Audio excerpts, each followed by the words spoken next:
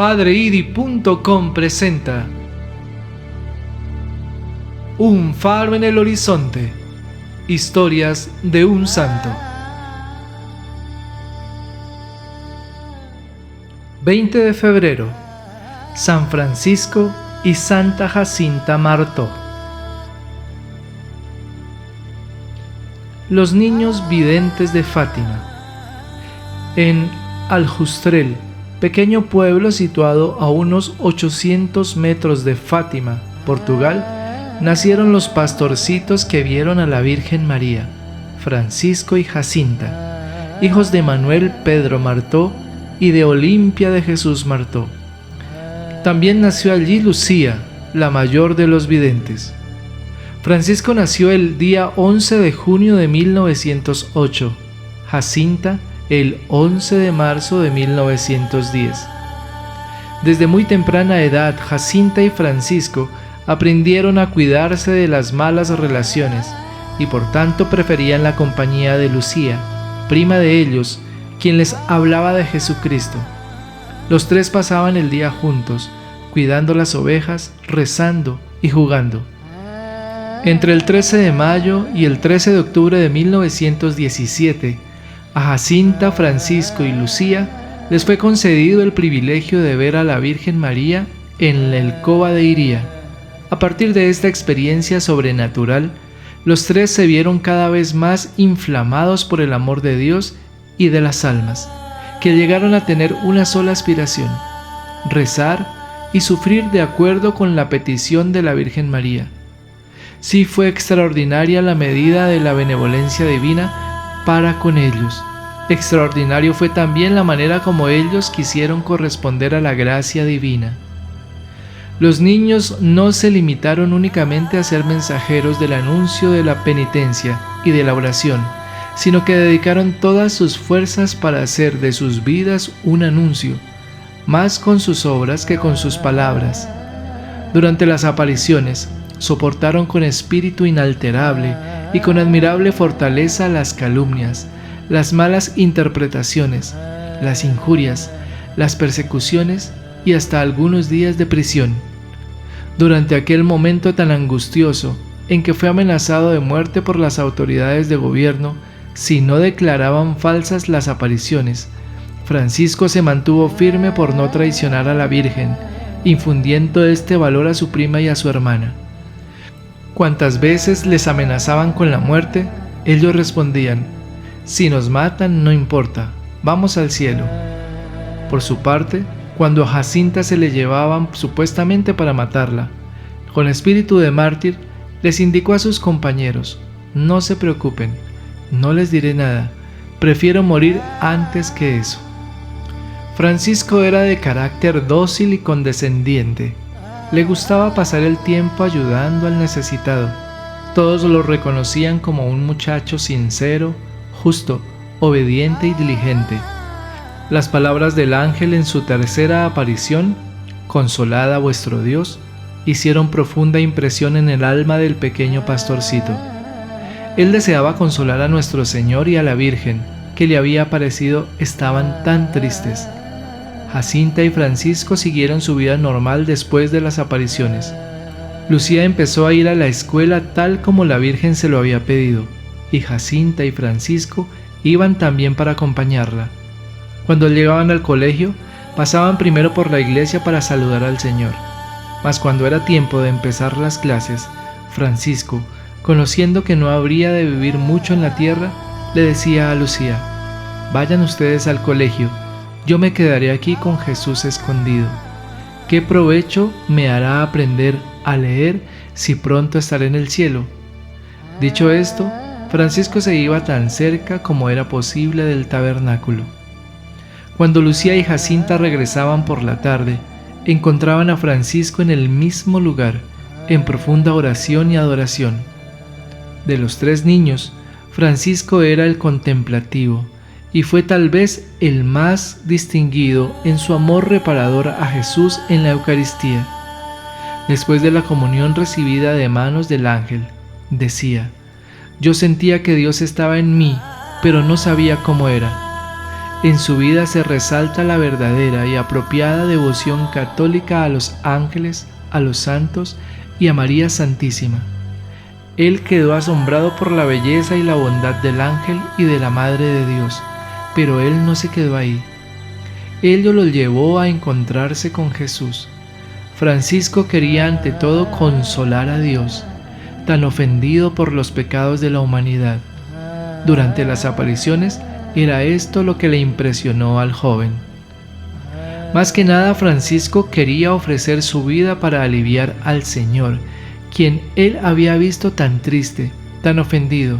Incluso sus ansias de ir al cielo fueron motivadas únicamente por el deseo de poder mejor consolar a Dios. Con firme propósito de hacer aquello que agradase a Dios, evitaba cualquier especie de pecado y con 7 años de edad comenzó a aproximarse frecuentemente al sacramento de la penitencia. Una vez Lucía le preguntó: Francisco, ¿qué prefieres más? ¿Consolar al Señor o convertir a los pecadores? Y él respondió: yo prefiero consolar al Señor. ¿No viste qué triste estaba Nuestra Señora cuando nos dijo que los hombres no deben ofender más al Señor, que está ya tan ofendido? A mí me gustaría consolar al Señor y después convertir a los pecadores, para que ellos no ofendan más al Señor. Y siguió: pronto estaré en el cielo, y cuando llegue voy a consolar mucho a nuestro Señor y a Nuestra Señora. En su enfermedad, Francisco confió a su prima: ¿Nuestro Señor aún estará triste? Tengo tanta pena de que Él esté así. Le ofrezco cuanto sacrificio yo puedo. En la víspera de su muerte, se confesó y comulgó con los más santos sentimientos. Después de 5 meses de casi continuo sufrimiento, el 4 de abril de 1919, primer viernes, a las 10 de la mañana, murió santamente el Consolador de Jesús. Jacinta era de clara inteligencia, ligera y alegre. Siempre estaba corriendo, saltando o bailando. Vivía apasionada por el ideal de convertir pecadores, a fin de arrebatarlos del suplicio del infierno, cuya pavorosa visión tanto le impresionó. Una vez exclamó: «¡Qué pena tengo de los pecadores! Si yo pudiera mostrarles el infierno». Si miramos a Jacinta antes de las apariciones de la Virgen, es fácil poder contemplar la transformación que ocurrió en su vida a partir de estas. Transformación que iba en aumento después de cada aparición y que llegó a su punto culminante en la última parte de su vida. Jacinta tenía un gran amor por el baile y vibraba ante el sonido de la música. Le gustaba recoger flores silvestres cuando iba a la Loca de Cabezo, las cuales entregaba a su prima Lucía. Algunas veces tomaba en sus brazos a una pequeña ovejita en imitación del Señor, el buen pastor, que buscaba la oveja perdida. El padre José Galamba de Olivera, cánon, quien era el presidente diocesano de la Comisión para la Causa de Jacinta, y Francisco Martó, entrevistó a Sor Lucía sobre el carácter de Jacinta. Él le preguntó: ¿qué sentían las personas cuando estaban en compañía de Jacinta? Sor Lucía contestó: yo solo puedo decirle lo que yo sentía cuando estaba en su compañía, y puedo decirle cualquier manifestación extrema de los sentimientos de otras personas. Lo que yo sentía usualmente es lo que se sentiría en la presencia de una persona santa que se comunicaba con Dios en todo momento. Su comportamiento era siempre serio, modesto y amable. Ella parecía manifestar la presencia de Dios en todas sus acciones, como una persona de edad y virtud avanzada, y no como una niña. Nunca observé en ella esa excesiva frivolidad o entusiasmo infantil por los juegos y las cosas bonitas, común en los niños, esto es, después de las apariciones. Antes de las apariciones, sin embargo, era la personificación del entusiasmo y del capricho. Sor Lucía también dice que la compañía de su prima se le hacía a veces bastante antipática, porque era muy susceptible y caprichosa. La menor contrariedad en el juego era suficiente para enfadarse y ponerse de lado. Para que volviese al juego era necesario dejarla esconder a su gusto y que todos se sometiesen a lo que ella quería. Después de las apariciones, como lo dijo la misma Sor Lucía, todo esto desaparece. Jacinta cambia completamente. Y continúa diciendo Sor Lucía: no puedo decir que otros niños corrían tras ella como lo hacían conmigo. Quizás esto se debía a que ella no sabía canciones ni historias para enseñarles y para entretenerles, o quizás porque la seriedad de su comportamiento era superior a la de su edad. Muchos coinciden en decir que actuaba como una niña más madura. Si algún niño o adulto decían o hacían algo en su presencia que no estaba totalmente correcto, ella los reprobaba diciéndoles que no hicieran eso en ofensa de Dios, quien estaba ya demasiado ofendido. Sor Lucía dijo una vez que pensaba que Jacinta fue la que recibió de Nuestra Señora una mayor abundancia de gracia y un mejor conocimiento de Dios y de virtud. Murió santamente el 20 de febrero de 1920. Su cuerpo reposa junto con el del Beato Francisco en el crucero de la Basílica en Fátima. Muchos sentían reverencia en su presencia, y esto denota la profundidad y el carácter que se desarrolló en ella después de las apariciones. Todo ese capricho y susceptibilidad desapareció. Toda esa energía la volcó en orar y sacrificarse por los pecadores, por su conversión. A la pregunta, ¿cómo es que Jacinta, tan pequeña como era, se dejó poseer por ese espíritu de mortificación y penitencia y lo comprendió tan perfectamente? Sor Lucía responde: pienso que la razón es lo siguiente. Primero, que Dios quiso derramar en ella una gracia especial a través del Inmaculado Corazón de María. Y segundo, fue porque ella vio el infierno y vio la ruina de las almas que caen en él. De todo el mensaje de Fátima, el elemento que más impresionó a Jacinta fue la visión de las consecuencias del pecado, en la ofensa a Dios y en los castigos de los condenados del infierno. A través de la gracia que había recibido y con la ayuda de la Virgen, Jacinta, tan ferviente en su amor a Dios y su deseo de las almas, fue consumida por una sed insaciable de salvar a las pobres almas en peligro del infierno. La gloria de Dios, la salvación de las almas, la importancia del Papa y de los sacerdotes, la necesidad y el amor por los sacramentos, todo esto era de primer orden en su vida. Ella vivió el mensaje de Fátima para la salvación de las almas alrededor del mundo, demostrando un gran espíritu misionero. Su amor al Inmaculado Corazón de María. Jacinta tenía una devoción muy profunda que la llevó a estar muy cerca del Corazón Inmaculado de María. Este amor la dirigía siempre de una manera profunda al Sagrado Corazón de Jesús. Jacinta asistía a la Santa Misa diariamente y tenía un gran deseo de recibir a Jesús en la Santa Comunión en reparación por los pobres pecadores. Nada le atraía más que el pasar el tiempo en la presencia real de Jesucristo. Decía con frecuencia: cuánto amor el estar aquí, es tanto lo que le tengo que decir a Jesús. Jacinta veneraba a la Santísima Virgen con un amor tierno, filial y gozoso, respondiendo constantemente a sus palabras y deseos, honrándola muchas veces por el rezo del Santo Rosario y de las jaculatorias en honor a la Virgen. De las jaculatorias que más le gustaba repetir era: Dulce Corazón de María, sea la salvación del alma mía. La Santísima Virgen se convirtió en su directora espiritual y bajo su dirección maternal Jacinta se convirtió en una mística. Como no podía recibir la comunión en reparación, como lo había pedido la Virgen, ella exclamaba: tengo tanta pena de no poder comulgar en reparación de los pecados que se cometen contra el Inmaculado Corazón de María.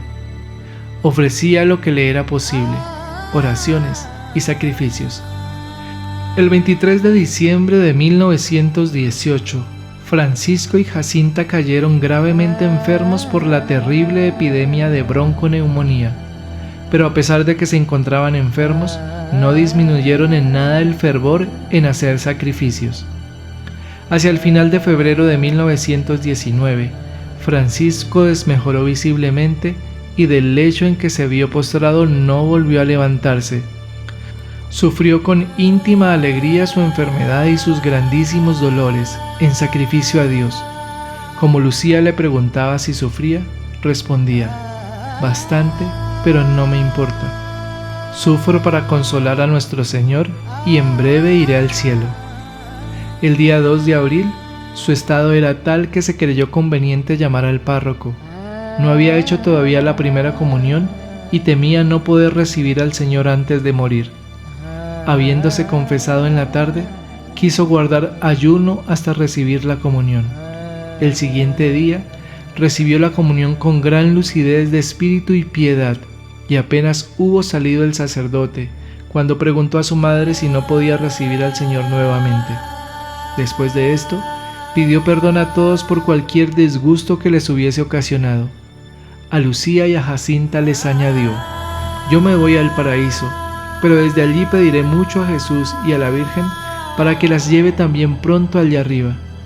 Al día siguiente, el 4 de abril, con una sonrisa angelical, sin agonía, sin un gemido, expiró dulcemente. No tenía aún 11 años. Jacinta sufrió mucho por la muerte de su hermano. Poco después de esto, como resultado de la bronconeumonía, se le declaró una pleuresía purulenta, acompañada por otras complicaciones. Un día le declara a Lucía: la Virgen ha venido a verme y me preguntó si quería seguir convirtiendo pecadores. Respondí que sí, y ella añadió que iré pronto a un hospital y que sufriré mucho, pero que lo padezca todo por la conversión de los pecadores, en reparación de las ofensas cometidas contra su corazón y por amor de Jesús. Dijo que mamá me acompañará, pero que luego me quedaré sola, y así fue. Por orden del médico fue llevada al hospital de Villalova, donde fue sometida a un tratamiento por 2 meses. Al regresar a su casa, volvió como había partido, pero con una gran llaga en el pecho que necesitaba ser medicada diariamente. Mas por falta de higiene, le sobrevino a la llaga una infección progresiva que le resultó a Jacinta un tormento. Era un martirio continuo que sufría siempre sin quejarse. Intentaba ocultar todos estos sufrimientos a los ojos de su madre para no hacerla padecer más, y aún le consolaba diciéndole que estaba muy bien. Durante su enfermedad confió a su prima: sufro mucho, pero ofrezco todo por la conversión de los pecadores y para desagraviar al corazón inmaculado de María. En enero de 1920, un doctor especialista le insiste a la mamá de Jacinta que la llevasen al hospital de Lisboa para atenderla. Esta partida fue desgarradora para Jacinta, sobre todo al tener que separarse de Lucía.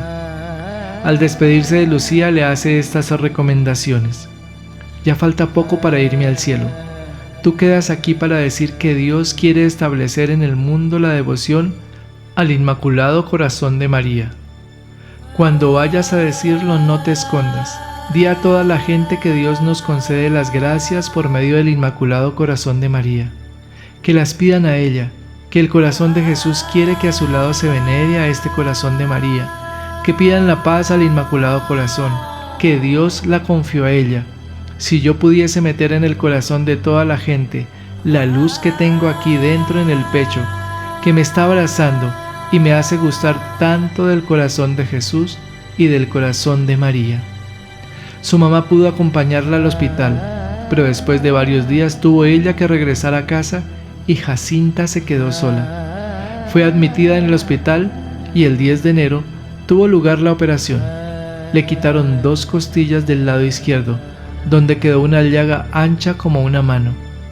Los dolores eran espantosos, sobre todo en el momento de la cura, pero la paciencia de Jacinta fue la de un mártir. Sus únicas palabras eran para llamar a la Virgen y para ofrecer sus dolores por la conversión de los pecadores. 3 días antes de morir le dice a la enfermera: la Santísima Virgen se me ha aparecido asegurándome que pronto vendría a buscarme, y desde aquel momento me ha quitado los dolores. El 20 de febrero de 1920, hacia las 6 de la tarde, ella declaró que se encontraba mal y pidió los últimos sacramentos. Esa noche hizo su última confesión y rogó que le llevaran pronto el viático, porque moriría muy pronto. El sacerdote no vio la urgencia y prometió llevársela al día siguiente, pero poco después murió. Tenía 10 años. Antes de morir, Nuestra Señora se dignó aparecérsele varias veces. He aquí lo que ha dictado a su madrina sobre los pecados. Los pecados que llevan más almas al infierno son los de la carne. Si los hombres supiesen lo que es la eternidad, harían todo por cambiar de vida. Los hombres se pierden porque no piensan en la muerte, ni hacen penitencia. Sobre las guerras. Las guerras son consecuencia del pecado del mundo. Es preciso hacer penitencia para que se detengan las guerras. Sobre las virtudes cristianas. No debemos andar rodeados de lujos, ser amigos del silencio, no hablar mal de nadie y huir de quien habla mal, tener mucha paciencia, porque la paciencia nos lleva al cielo. La mortificación y el sacrificio agradan mucho al Señor.